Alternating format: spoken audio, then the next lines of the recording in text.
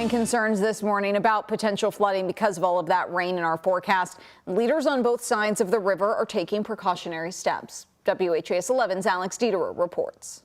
I think I've got 12 steps, so you can see 6 of them, so 6 of them are underwater. Jeffersonville Mayor Mike Moore's boat dock along the Ohio River is underwater. It'll happen a few more times before we see spring. With the winter storm system moving out of Kentucky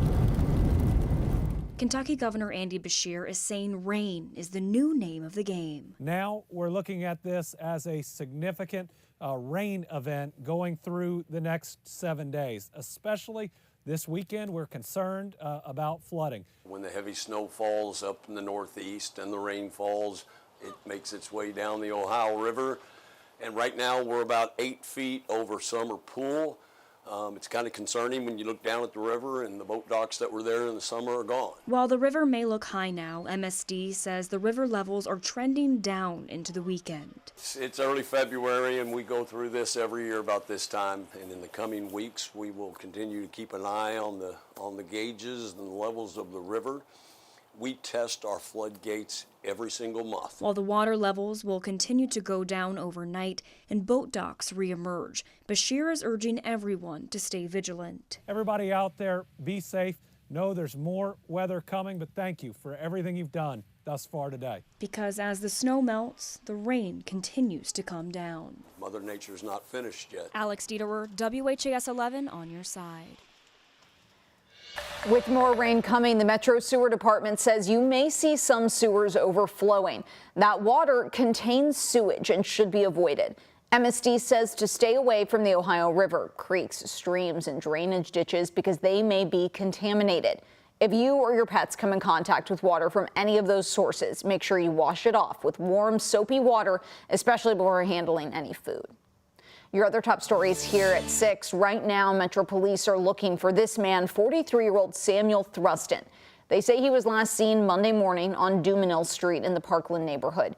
Family and friends told police they fear Thruston might be in danger. Anybody who sees him or his blue and gray Chevy truck is asked to call 911 or 574 LMPD.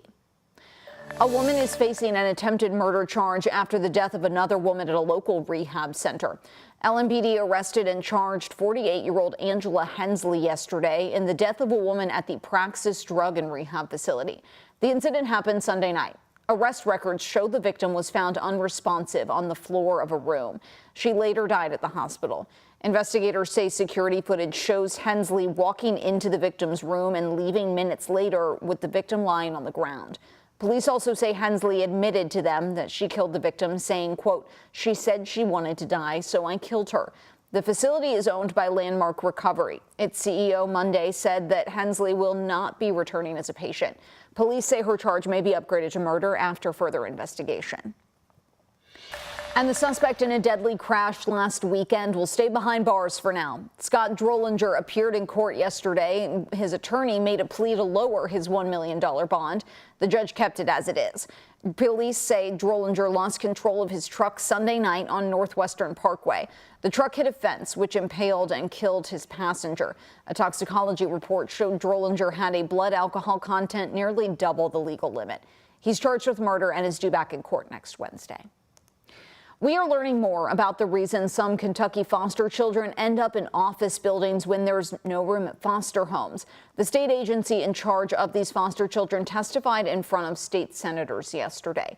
Secretary Eric Friedlander told lawmakers there are 2 circumstances in which children end up sleeping in spaces like the L&N building. The first is when children stay for a day in between placements. And the second reason, he says, is beyond the department's control. Friedlander said they can't find placements for some of these kids because facilities won't accept them. It's true. It's a tragedy.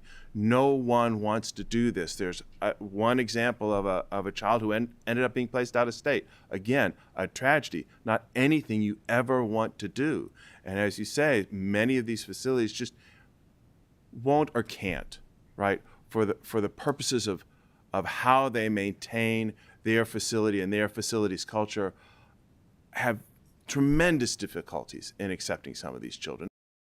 In a 4-month span last year, 49 children stayed in offices turned bedrooms, including the L&N building here in Louisville. Secretary Friedlander said it's mostly young boys around 15 years old. However, according to a recent audit, several children were under 10. The youngest was 1 year old.